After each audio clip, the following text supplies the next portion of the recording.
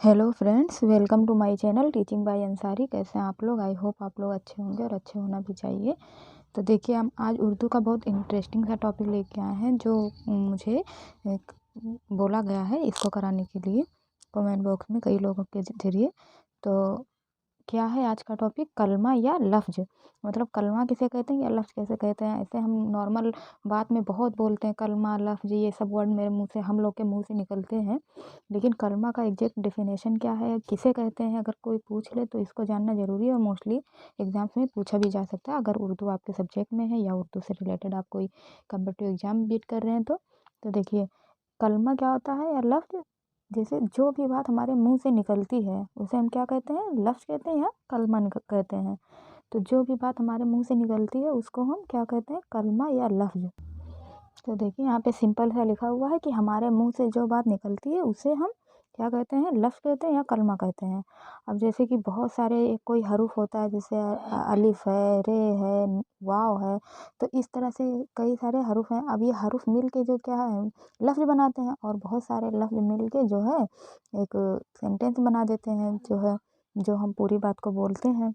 तो इस तरह से आपको समझ में आ गया होगा कि कलमा या लफ्ज़ का डेफिनेशन क्या है।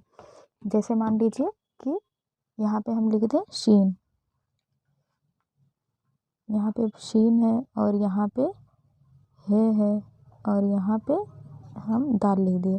अब ये तीनों हरूफ हैं, अलग अलग लिखे हुए हैं। अब हम इन तीनों को अगर जोड़ के ऐसे लिखें तो इसे क्या बन जाएगा? शहद, है ना। तो ये कोई भी लफ्ज़ जो हमारे मुंह से निकलती है उसे हम क्या कहते हैं? कलमा। और हरूफ मिलके जो है लफ्ज़ को बनाते हैं, कई हरूफ मिलके। अब जो है कलमा या लफ्ज़ कितने प्रकार के होते हैं, कितनी तरह के होते हैं? तो ये दो तरह के होते हैं। एक क्या होता है? मौजू, और दूसरा महमल। तो लफ्ज़ क्या कलमा कितने तरह के होते हैं? दो तरह के। इसकी कितनी किस्में हैं? दो। तो एक है मौजू, दूसरा है महमल।